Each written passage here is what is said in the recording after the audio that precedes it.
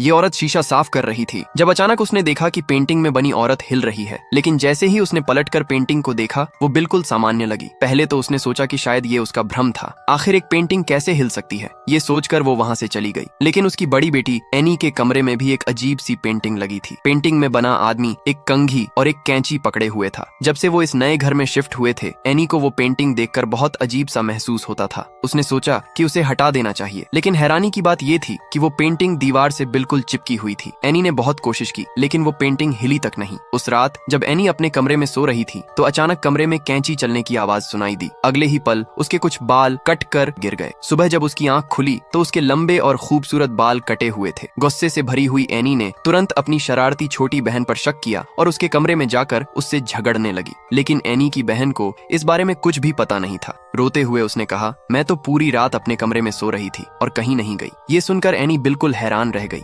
अगली रात जब एनी ने बाल धोने के बाद जैसे ही सोने की तैयारी की, उसे फिर से कैंची की वही डरावनी आवाज सुनाई दी। पिछली रात जो उसके साथ हुआ था उसके बाद उस पेंटिंग से उसे और भी ज्यादा डर लगने लगा था। तो इस बार उसने पेंटिंग को एक सफेद कपड़े से ढक दिया। लेकिन उसे क्या पता था कि रात के अंधेरे में कुछ बेहद डरावना होने वाला है।